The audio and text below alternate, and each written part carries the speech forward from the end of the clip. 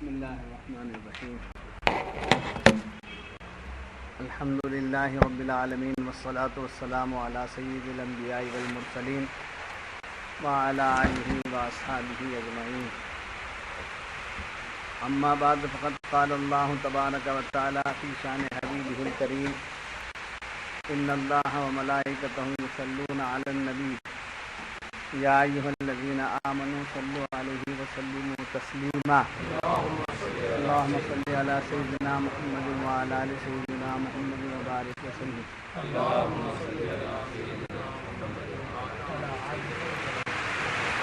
اللهم صل علی سیدنا محمد وعلی آل سیدنا محمد وبارک وسلم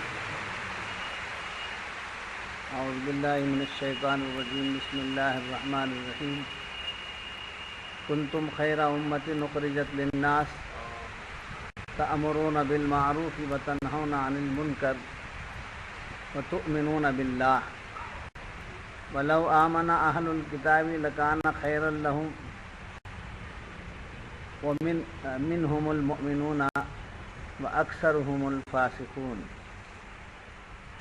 تم بہتر ہو ان سب امتوں میں جو لوگوں میں ظاہر ہوئی، بھلائی کا حکم دیتے ہو اور برائی سے منع کرتے ہو، اور اللہ پر ایمان رکھتے ہو،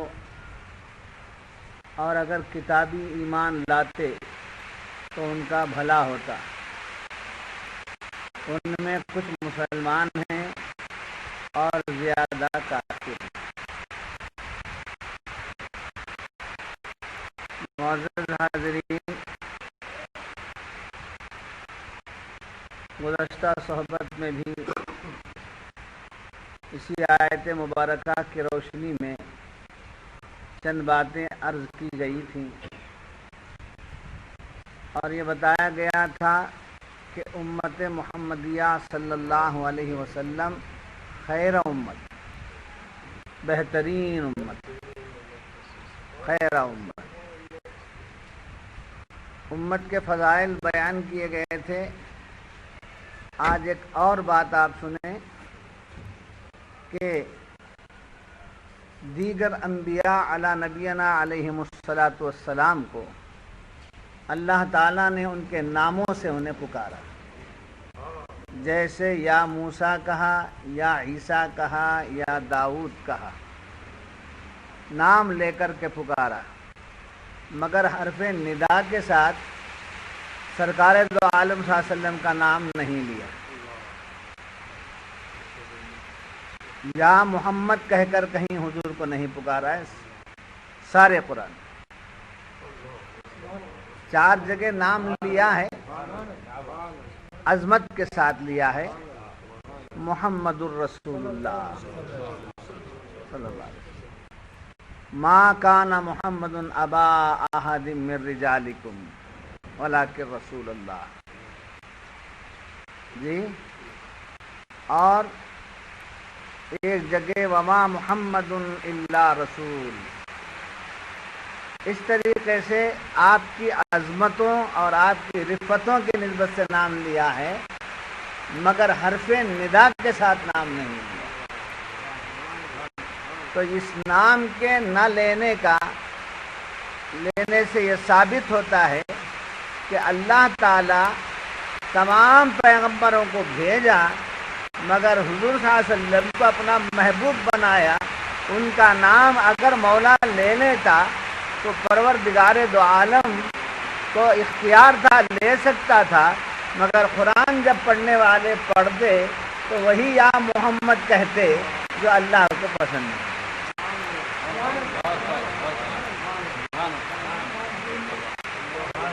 اسی لیے یا محمد نہیں کہنا چاہیے، مگر بعض لوگوں کا ذہن غلط ہو جاتا ہے۔ یا محمد تو نہیں پکارنا چاہیے، صحیح اپنی جگہ۔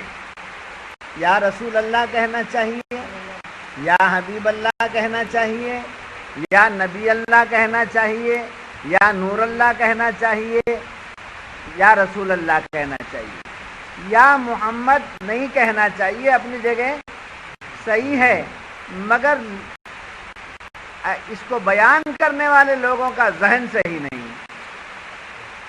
وہ یہ سمجھ کر کے منع کرتے ہیں کہ اللہ ہر جگہ ہے، محمد ہر جگہ نہیں ہے، تو حرف ندا جو ہوتی ہے وہ حاضر کو ہوتی ہے، غائب کو نہیں ہوتی۔ حضور غائب ہیں، اس واسطے ان کا نام حرف ندا سے ان کا نام نہیں لیا جا سکتا۔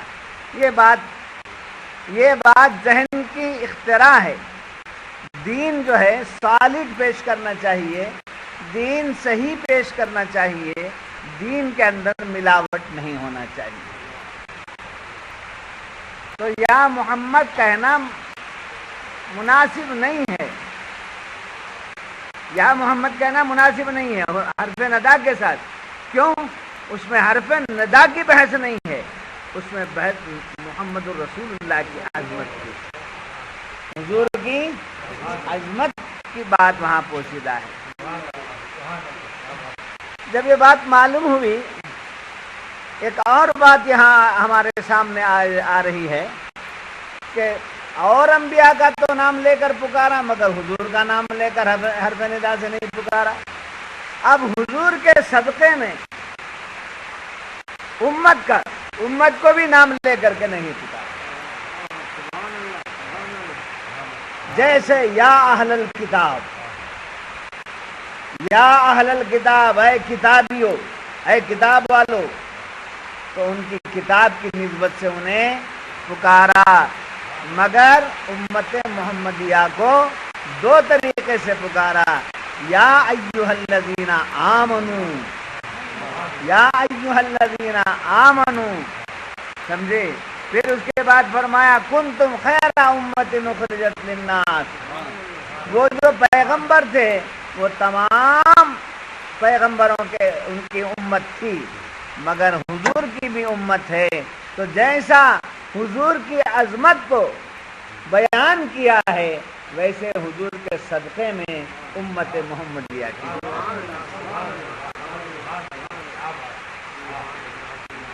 تو ہمارے دل و دماغ صاف ہونا چاہیے، ہمارے دل و دماغ پاک ہونا چاہیے۔ حضور کی عظمت کو کیسا بیان کرنا، یہ بات سوچیے۔ پہلے یہ مان لیجئے کہ اللہ نے حضور کے صدقے میں ہماری عظمت جب بیان کی، جی، کنتم خیر امت اخرجت للناس تأمرون بالمعروف۔ سبحان اللہ، سبحان اللہ۔ ایک اور بات، اور پیغمبروں کو امت مرحومہ نہیں کہا گیا، اور پیغمبروں کی امتوں کو امت مرحومہ نہیں کہا گیا۔ آج ہم مرحوم کا تصور کیا لیتے ہیں؟ جس کا انتقال ہو جائے وہ مرحوم ہے، عورت کا انتقال ہو جائے مسلمان کی تو وہ مرحومہ ہے۔ جی، یہ مرحوم کو مان لیے تو اب مچل جائیں گے۔ مرحوم مرنے والے کو نہیں کہتے، مرحومہ مرنے والے کو نہیں کہتے۔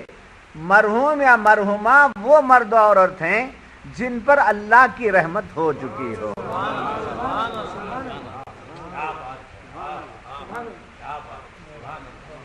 اب میں آپ کو سنا دیا، کل آپ کے دوستوں کو مرحوم نہیں کہنا، ورنہ پھر جھگڑے کا میدان شروع ہو جائے گا۔ میں آپ کو علم دے رہا ہوں، میں آپ کو سمجھا رہا ہوں۔ مرحوم جی، جس پر اللہ کی رحمت ہو چکی ہو، اور پیغمبروں کی امت ہے، اسے مرحوم نہیں کہا گیا۔ اس کو مرحوم کیوں کہا گیا؟ اللہ کی رحمت ہوئی، مگر اللہ کی رحمت کس نسبت سے ہوئے؟ رحمت للعالمین۔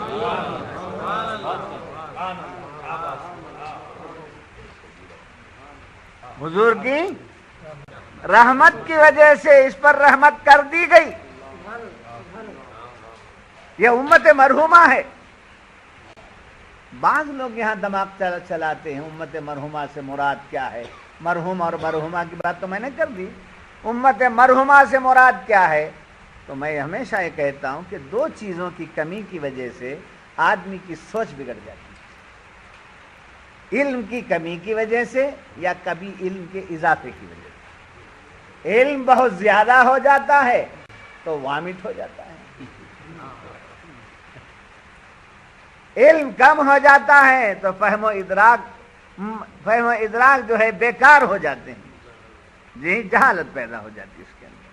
یہ دو چیزیں ہیں جو آدمی کو راستے سے بھٹکا دیتی ہیں جی۔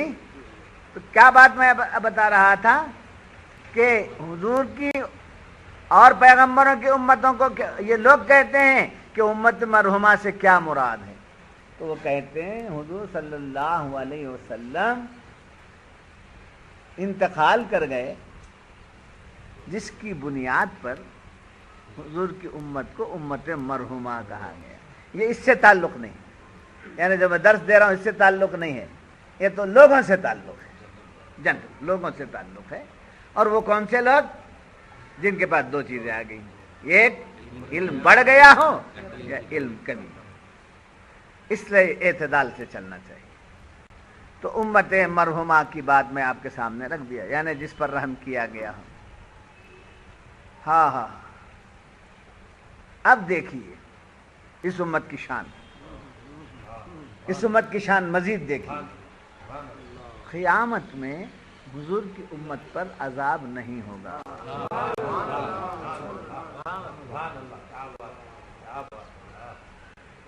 قیامت میں حضور کی امت پر عذاب نہیں ہوگا، مگر ان کو چھوڑا بھی نہیں جائے گا۔ دنیا میں زلزلے آئیں گے، طوفان آئے گا جی، سیلاب ہوگا، آسمانی کوئی مصیبت آئے گی، زمینی کوئی آفت آئے گی۔ یہ جو بھی کرتے ہیں اس کی سزا دے دی جائے گی، اس کی سزا دے دی جائے گی۔ مال میں کمی آ جائے گی، غربت و افلاس کا شکار ہو جائے گا، تنگ دستی کا شکار ہو جائے گا۔ یہ سب ہمارے کرتوت اور ہمارے اعمال کی وجہ سے۔ ایک آدمی نماز نہیں پڑھتا، ایک آدمی تو نماز نہیں پڑھنے کی وجہ سے اس کے چہرے کا نور نکل گیا، نماز نہیں پڑھنے کی وجہ سے اس کے رزق کی برکت چھین لی گئی۔ یہ برکت چھینی جانا عذاب نہیں تو پھر اور کیا ہے؟ ایک آدمی بدفعلی میں مبتلا ہو گیا جی، تباہی نہیں کر رہا ہے تو اس کی عمر گھٹ جاتی ہے، یہ عذاب نہیں تو پھر اور کیا ہے جی۔ ایسے عذابات سے انہیں کیا کیا جائے گا؟ انہیں عذابات دیے جائیں گے، قیامت میں عذاب نہیں دیا جائے گا۔ اس کی دوسری دلیل یہ دیتا ہوں میں آپ کو کہ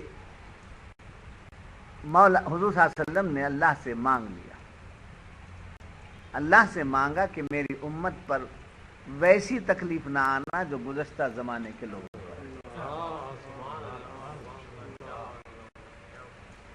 اللہ تعالیٰ نے وعدہ فرمایا وَلَسَوْفَ يُعْطِيكَ رَبُّكَ فَتَرْضَىٰ، آپ کا رب آپ کو اتنا دے گا کہ آپ اس سے راضی ہو۔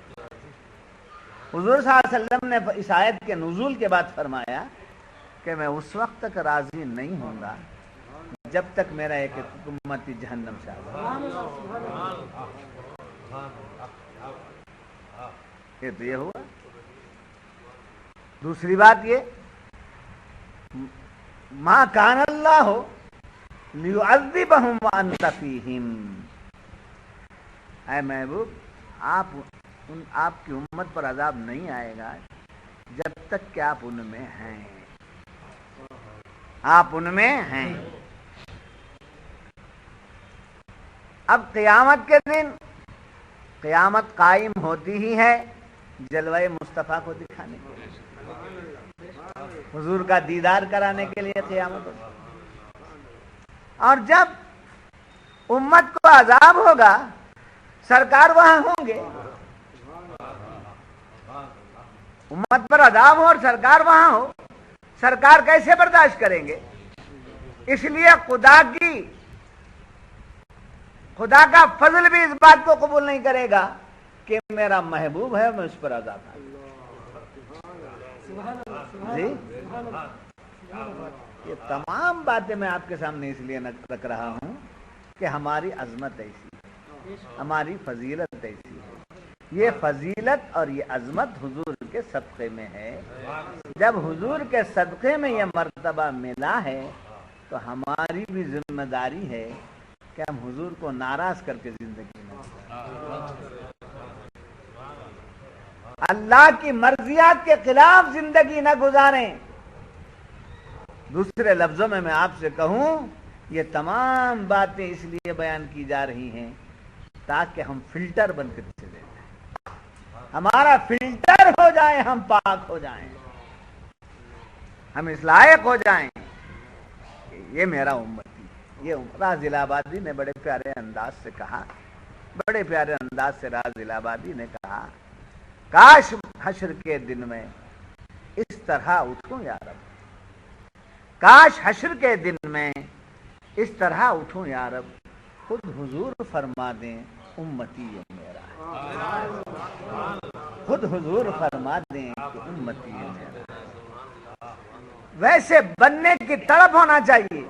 یہ حماقت ہوگی، یہ جہالت ہوگی کہ اتنے فضائل آ گئے امت کے، اتنے مرتبے امت کے بیان ہو گئے، اب ہمیں عمل کی کیا ضرورت ہے؟ ہمارے حضور ہیں، اب ہمیں عمل کی کیا ضرورت ہے؟ ہم نماز نہ بھی پڑھیں تو محبت کے تقاضے ہیں حضرات، محبت کے تقاضے ہیں. امت محمدیہ کی نسبت حضور سے ہے تو اس کے تقاضے بھی ہیں.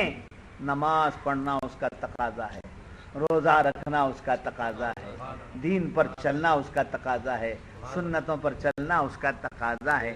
ایک باپ کا حلیہ بچے میں نہ آئے اور دنیا کہنے لگی کہ یہ تمہارا بچہ ہے، اور باپ جب سنے گا تو اس کے دل پر کیا ہو؟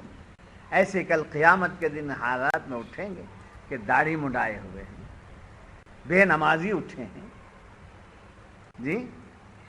اس وقت حضور کے قلب انور پر کیا کہیں گے؟ اس کو تقاضے پورے کبھی یاد رکھنا. ہاں، اگر یہ خیال کریں کہ شاہ صاحب نے درس میں بیان کر دیا امت کی یہ فضیلت ہے، امت کا یہ مقام ہے، ہم اتنے اونچے ہیں، ہم اتنے فلاں 30 مارکہ ہیں، ایسا نہیں سمجھے. لائق بھی سفارش بھی اسی کی جاتی ہے جو سفارش کے لائق ہے، نالائق کو کیا کام ہے. جب یہ بات معلوم ہوئی، ہائے ہائے ہائے، سرکار دو عالم صلی اللہ علیہ وسلم نے امت کے متعلق فرمایا کہ اللہ نے حضور سے وعدہ کیا کہ میں آپ کی امت کو عذاب نہیں دوں گا.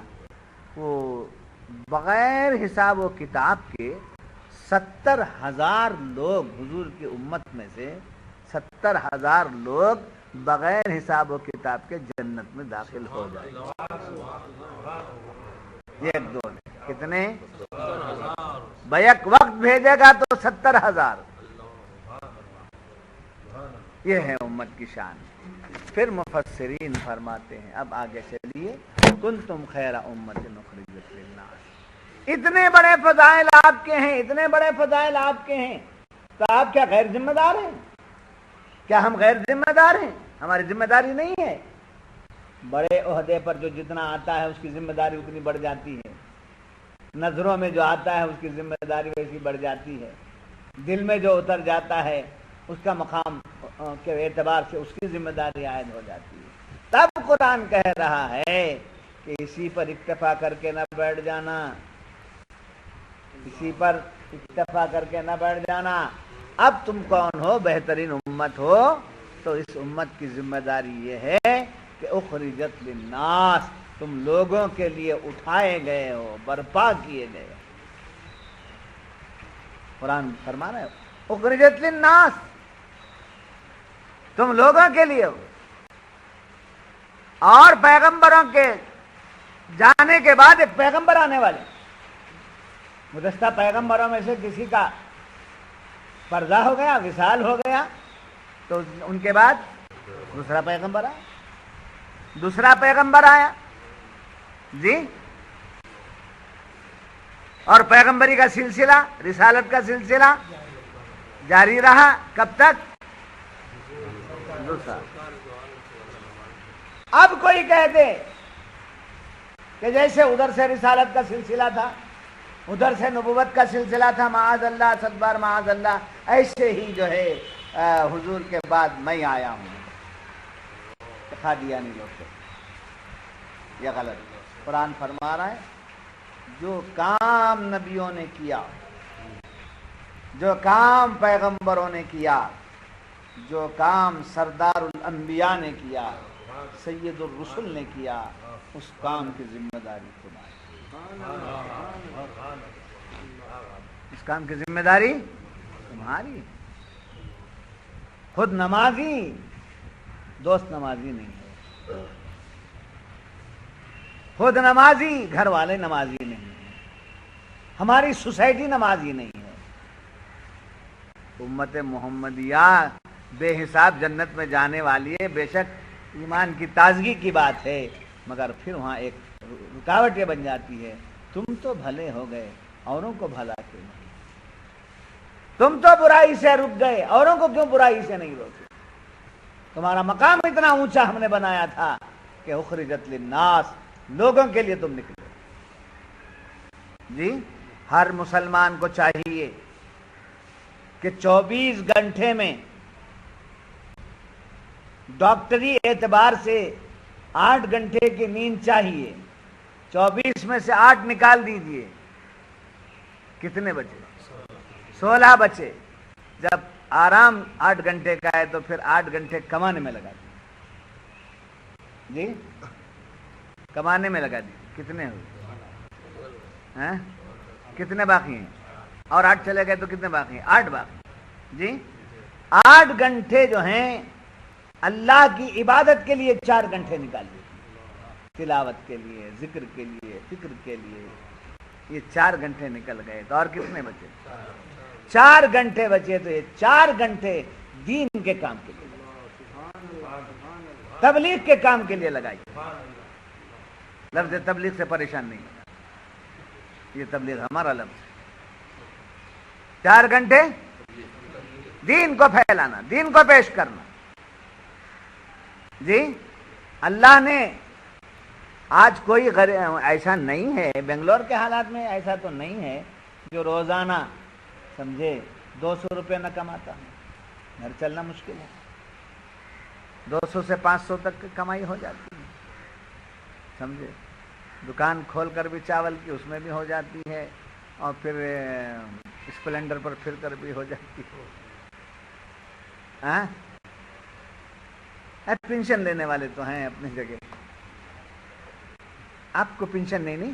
ہاں نہیں، بچوں سے پینشن آتی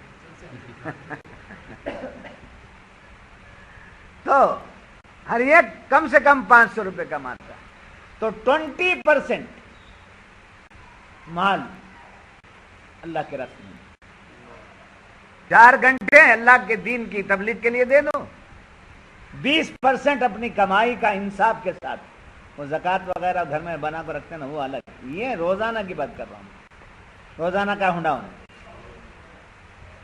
جی 20% اگر نکال دیے، علماء کی خدمت ہے، بزرگوں کی خدمت ہے، غریبوں کی خدمت ہے، یتیموں کی خدمت ہے۔ ایک آدمی مفلس ہے، اس کا ہاتھ بھرو نعمتوں سے، ایک بیماروں کے پاس جاؤ، ان کی تیمارداری کرو، ایک اگر 4% یعنی 20% بیچ میں نکل گیا تو ہمارا مال رب کی بارگاہ میں مقبول۔ بات سمجھ میں آ، ایسے ہی تبلیغ کرنے کے کیسے لکھے ہیں، آؤ بھائی نماز کو، آؤ بھائی نماز کو، آؤ بھائی نماز کو، بس آؤ بھائی نماز کو برابر ہے، مگر حضور کی سنت بھی تو ہے کہ صبح اٹھ کر گھروں کو بھیجتے تھے، صحابہ کو حالات پوچھیے، گھر کے کیا حالات ہیں۔ ایک صحابی چلے گئے، دوسرے صحابہ کو اعتراض ہوا کہ حضور کا ارشاد سنے بغیر چلے جاتے ہیں، آ کر شکایت کرتے ہیں۔ حضور صلی اللہ علیہ وسلم نے فرمایا کل وہ جب جانے لگے تو ان کو میرے پاس لاؤ۔ لایا گیا تو حضور نے پوچھا میرے بیان سے بڑھ کر تمہارا کام ہے، میرے بیان سے بڑھ کر تمہارا کام ہے، میری نصیحت سے بڑھ کر تمہاری ضرورت ہے؟ یہ نہیں پوچھے، بلکہ پوچھتے ہیں کیوں خیریت تو ہے، گھر کا کیا حال، گھر کا حال کیا؟ آنکھوں سے صحابی کے آنسو آ گئے، انہوں نے کہا میری اور میری بیوی کے پاس ایک ہی چادر ہے، آپ کے پیچھے نماز پڑھنے کے لیے میں وہ چادر اوڑھ کے آ جاتا ہوں، اور فوراً نکل جاتا ہوں تاکہ میری بیوی کی نماز قضا نہ ہونے پائے، میں اس کو چادر دے دوں۔ سرکار نے بھیج دیا، سرکار نے بھیج دیا، ان کے بیوی کے نماز سے فارغ ہونے تک دربار رسول سے ضروریات پہنچ گئی، آٹا پہنچ گیا، ان کی ضروریات پہنچ گئی۔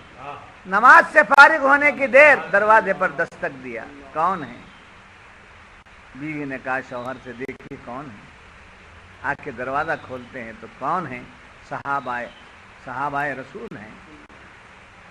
کہا حضور نے بھیجا ہے، آپ کی ضرورت کے لیے کپڑے ہیں، یہ آٹا ہے، یہ ضروریات کی چیزیں ہیں، اور سب لے لیجئے، اور حضور نے فرمایا جب یہ ختم ہو جائیں تو دربار رسول میں اطلاع دے دیں۔ اندر لائے، بیوی نے پوچھا کیا بات ہے، کون آئے تھے؟ کہا یہ سب نعمتیں دربار رسول ہیں۔ آپ کو کیسے معلوم ہو گیا؟ کہا میں نے آج بیان کر دیا حضور کے پوچھنے پر۔ تو غیور بیوی تھی، انہوں نے کہا اللہ اور ہمارے درمیان، اللہ کے اور ہمارے درمیان جو بات پوشیدہ تھی آج سب کو معلوم ہو گئی۔ ایسی زندگی سے دنیا سے اٹھ جانا بھلا، ایک آہ لیتی ہیں، ایک چیخ لگاتی ہیں، اور اسی وقت روح تحلیل۔ تو ذمہ داری کو محسوس کرنا چاہیے، امت محمدیہ ہے تو ذمہ داری، اخرجت للناس، لوگوں کے لیے نکالے گئے ہو، تأمرون بالمعروف، تاکہ تم ان کو کیا کرو؟ نیکیوں کا حکم دو، نیکی کی دعوت دو۔ بہت بڑی رسپانسبلٹی ہے، نیکی کی دعوت دو۔ جب نیکی کی دعوت دینے نکلتا ہے تو خود پہلے نیک بنتا ہے، خود پہلے بہتر بنتا ہے۔ ایک دڑ منڈا آیا، اس نے کہا دوسرے دڑ منڈے سے داڑھی رکھ لینا بھائی۔ ایک داڑھی مڈھا آیا دوسرے داڑھی مڈھے کے پاس، کہ ہاں جی اتنی عمر ہو گئی تمہیں اب تک داڑھی نہیں رکھی۔ کیا بولتا ہے وہ؟ دیکھیے پہلے اپنا چہرہ آئینے میں، بولنے آئے بڑے۔ تو داڑھی کسی کو رکھوانا ہے تو پہلے، نمازی کسی کو بنانا ہے تو پہلے۔ مگر بزرگوں نے ایک بات یہاں بیان فرمائی، واعظ و نصیحت کرنے والے کے بارے میں، واعظ و نصیحت کرنے والے کے بارے میں بزرگوں نے ایک بات بتائی کہ اگر خود عمل میں کمزور ہے تو واعظ و نصیحت کرنا نہ چھوڑے۔ اگر اس کی نصیحت پر کوئی عمل کر لیں گے تو دل ملامت کرے گا ایک نہ ایک دن، میری بات پر لوگوں میں عمل آ گیا، میں ویسے کے ویسے رہ گیا، تو اس کی زندگی بدل گئی۔ یہ بھی سہولت بزرگان دین نے دی، اللہ والوں نے دیا ہے۔ اخرجت للناس تأمرون بالمعروف وتنہون عن المنکر، اور کیا ہے؟ برائیوں سے برائیوں سے۔ جوان ہونے کے بعد بچہ سدھر جاتا ہے، بچپن سے ہی بچے کو لانا، چھوٹی عمر سے ہی بچے کو لانا ہے۔ یہاں تک کہ سرکار فرماتے ہیں جب 7 سال کا ہو جائے اس کو نماز کی تاکید کرو، اور 10 سال کا ہو جائے نماز نہ پڑھے لگاؤ۔ گھر میں آلو بیگن نہیں لایا کیا کرتے ہیں؟ بات نہیں سنا تو کیا کرتے ہیں؟ لگاتے نہیں لگاتے؟ ایسے ہی نماز نہ پڑھنے پر لگاؤ، تنبیہ کرو، سختی کرو۔ 18 برس کا ہو جائے تو خود بخود نمازی بنے گا، اگر نہیں ہے تو اور سختی۔ جی جب یہ بات معلوم ہوئی، ایسے ہی بیوی آ گئی، بیوی نافرمان، بیوی زبان دراز، اس کو ہم نے کیسے سدھارا؟ کیسے سدھارا؟ پہلے سے ہی وہ ہماری محبت میں گرفتار رہتی ہے، ہماری محبت میں۔ ہر نیا دولہا نئی دلہن ایسا ہوتا ہے، بلکہ سنتا ہوں میں، صحیح ہے،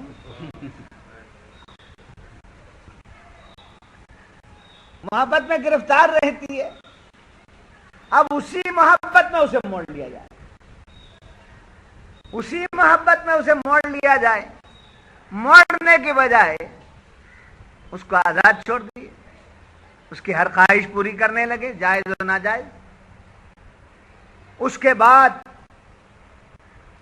ان کی عمر ڈھل گئی، اب یہ نمازی اللہ والے کیا کیا بن گئے، اس کو کہتے ہیں نماز نہیں پڑھی تو دیکھو میں نماز سیکھ لیا، انہیں اب تک نماز نہیں پڑھتی ہے، میں وہ طلاق دے دوں گا، وہ کر دوں گا۔ یہ طریقہ نہیں ہے اصلاح کا۔ اصلاح کا طریقہ یہ ہے کہ احسن انداز سے بتایا جائے، مسکراہٹوں کے ساتھ بتایا جائے، محبت کے ساتھ بتایا جائے، میٹھے انداز سے بتایا جائے۔ کبھی کبھی دعوت، یہ الف با پڑھتے ہیں نہیں آپ؟ الف با پڑھتے ہیں حروف تہجی، ہاں، کہاں سے شروع ہوتا ہے؟ الف سے شروع ہوا، اس کے بعد آتے آتے دال کو آتا ہے۔ دال سے کیا نکالنا؟ دعوت، سمجھے؟ دعوت سے مراد ہمیشہ کھانے کی ہی نہیں، دین کی دعوت دینا بھی دعوت میں داخل ہے، اللہ والوں کی طرف بلانا بھی دعوت ہے، علماء کی طرف بلانا بھی دعوت ہے۔ مگر دال کے بعد کیا ہے اور ایک؟ جی زال۔ یہ زال کیا بتا رہا ہے؟ سکھ کی دعوت نہیں دینا، ذائقہ رہنا، سوکھی دعوت نہیں رہنا بلکہ ذائقہ رہنا۔ آؤ ہاتھ پکڑ لگے، چلو آؤ ہاتھ پکڑ لگے، سوکھی دعوت، ذائقہ رہنا۔ کبھی چائے پلا دیے، کبھی بسکٹ کھلا دیے، کبھی روٹی کھلا دیے، کبھی گھر میں پکوان ہوا بریانی کھلا دیے۔ وہ متاثر ہوتا ہے ہمارے اخلاق سے، اخلاق سے جتنا آپ اللہ کے بندوں کو اللہ کے قریب کر سکتے ہیں، اتنا فورجری سے نہیں۔ رباب جی ہاتھ سے نکل نماز، چلو جوان صاحب، اس سے نہیں کام۔ آؤ میرے بھائی، سمجھے؟ آؤ میرے بھائی، آؤ۔ اللہ تعالیٰ جس حالت میں ہم کو نوازا ہے، اس کی نوازشات پہ قربان جاؤ۔ ایسی باتیں بتاتے چلتے چلتے اور چاہ پہ لگتے جیب میں پیسہ نہیں رہتا، چلو بولے تو تم چلو پیچھے کرتا، ہاں اسے کہہ چلو میرے پاس ہے پیسے، بیٹھو آؤ، انہیں پیسے نکالنے سے پہلے آپ پیسے نکال دیں۔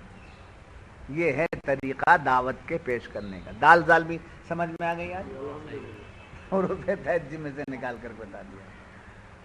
تو تأمرون بالمعروف وتنہون عن المنکر وتؤمنون باللہ، بڑی پیاری بات، وتؤمنون باللہ، بڑی پیاری بات ہے کہ دیکھو اس نیکی کے طرف بلانے میں، برائی کی طرف سے ہٹانے میں کوئی بھروسہ اور امید لوگوں سے نہیں رہتا۔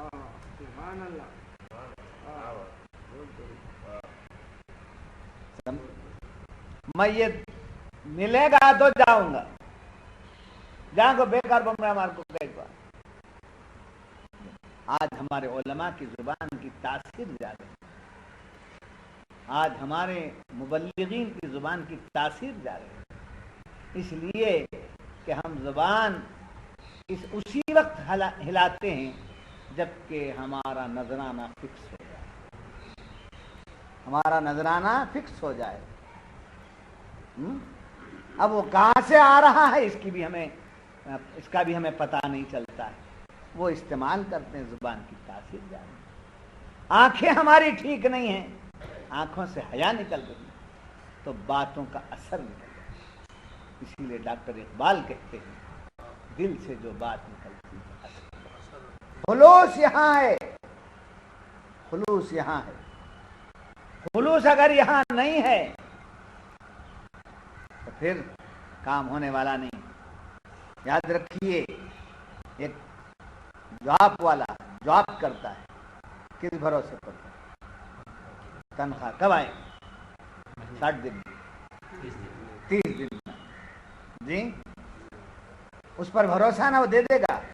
ایک کارخانے میں کام کر رہا ہے، اس کو یقین ہے نا کہ وہ دے دے گا، کھا جائے گا تو وہ بات کی بات، مگر دے دینے کا یقین رہے گا نا۔ تو جو فنا ہونے والا ہے اس کی غلامی کرتے ہیں تو اس کے دینے پر یقین آ جاتا ہے۔ اللہ فرماتا ہے ان تنصر اللہ ینصرکم، تم میری مدد کرو میں میرے دین کی مدد کرو میں تمہاری مدد کرتا ہوں. اللہ وعدہ کیا ہے تو اللہ رزق بھی دیتا ہے, اللہ عزت بھی دیتا ہے, اللہ شہرت بھی دیتا ہے, سب کچھ دیتا ہے. ارے بدنام ہونے والا کہتا ہے بدنام بھی نہ ہوں گے تو کیا نام نہ ہوگا. بدنام ہونے والے کو اپنے نام کی گارنٹی ہے اور نام پہ چلنے والے کو اور کس بات کی گارنٹی رکھنا جی نہیں سمجھ ہماری بات. تو اللہ دینے والا ہے,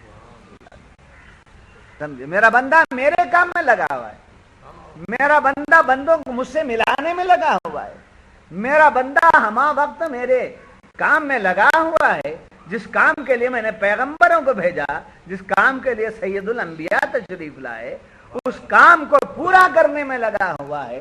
صبح شام یہی کام اس کا لگا ہے. ہاں جی, فرشتوں کے ذریعے ہمارے رزق کا انتظام ہوگا جی. اب یہ بات اس لیے میں بیان کر رہا ہوں وہ تؤمنون باللہ, یہ کب آئے گی بات, یہ بات کب پیدا ہوگی؟ جب ایمان ہمارا مکمل, اللہ کی ذات پر یقین, اللہ دینے والا ہے. جب ہمارا ایمان مکمل, جی ہمارا ایمان کامل, ایمان کا مقام کیا, ایمان کی جگہ کون سی مولا؟ دل. ہمارے دل میں ما سوی اللہ نکل کر اللہ ہی اللہ آ جائے تو پھر ہم تبلیغ کے لیے نکل جائیں. اولیاء کی تاریخ اٹھاؤ, بزرگان دین کی تاریخ اٹھاؤ, انبیاء کی تاریخ اٹھاؤ جی. تو ہر ایک کس لین سے کام کیے؟ اللہ کی ذات کا یقین, اللہ پر ایمان, اللہ پر توکل. وتؤمنون باللہ, تم اللہ پر ایمان رکھتے ہیں. ایمان کا ذکر اس لیے ہے, اوپر یا ایھا الذین آمنوا نہیں کہا گیا, کنتم خیر امۃ اخرجت للناس کہا گیا. وتؤمنون باللہ, ان کی ذمہ داری کو بیان کرنے کے بعد تم ہی ہو تمام امتوں میں سے جو اللہ کی ذات پر ہے.